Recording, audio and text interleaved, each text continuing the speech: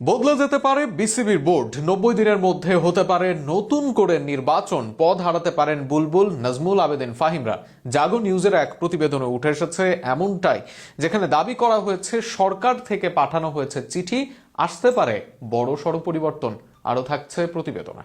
দেশের শীর্ষস্থানীয় অনলাইন গণমাধ্যম জাগো নিউজের তথ্য অনুসারে বাংলাদেশ ক্রিকেট বোর্ড বিসিবির পরিচালনা পর্ষদে বড় ধরনের পরিবর্তনের আভাস মিলছে। পরিচালক আমিনুল ইসলাম বুলবুল নিজ পদে বহাল থাকতে পারবেন কিনা, নাকি নতুন করে আইনি জটিলতা তৈরি হবে, এমন প্রশ্ন এখন ক্রীড়াঙ্গনে আলোচনার কেন্দ্রে। জাগো নিউজের তথ্য মতে জাতীয় ক্রীড়া পরিষদ দেশের 64 জেলার জেলা প্রশাসক ও 8 বিভাগের বিভাগীয় কমিশনারদের কাছে চিঠি পাঠিয়ে নির্দেশ দিয়েছে বর্তমান 7 সদস্যের আহ্বায়ক কমিটিকে আগামী 90 দিনের মধ্যে অবাধ ও সুষ্ঠু নির্বাচন আয়োজন করতে হবে। তারা পদাধিকার বলে জেলা ও বিভাগীয় ক্রীড়া সংস্থার সভাপতি। অন্তর্বর্তীকালীন সময়ে গঠিত আহ্বায়ক কমিটিগুলোর 90 দিনের মেয়াদ বিসিবি নির্বাচনের আগে শেষ হয়ে যায়। পরে অন্তত একজন সদস্য পরিবর্তন করে নতুন কমিটি দেখে নির্বাচন আয়োজনের উদ্যোগ নেওয়া হয়।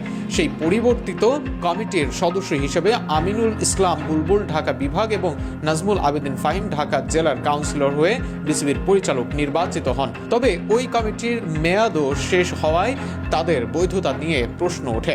নতুন নির্দেশনা অনুযায়ী 3 মাসের মধ্যে জেলা ও বিভাগীয় ক্রীড়া সংস্থায় পূর্ণাঙ্গ নির্বাচিত কমিটি গঠন করতে হবে। নির্বাচিত প্রতিনিধিরা পরবর্তীতে বিভিন্ন ফেডারেশনে বিসিবি সহ কাউন্সিলর মনোনীত করবেন। এতে আহ্বায়ক কমিটির সদস্য হিসেবে নির্বাচিত 10 পরিচালকের কাউন্সিলরশিপ ঝুঁকিতে পড়তে পারে। নতুন ক্রীড়া মন্ত্রী ও জাতীয় ক্রীড়া পরিষদের চেয়ারম্যান আমিনুল হক গণমাধ্যমকে বিষয়টি নিশ্চিত করেছেন।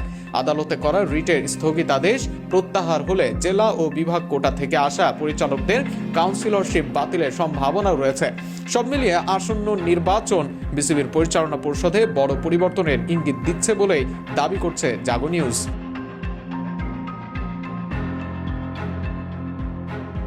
সাকিব ভাই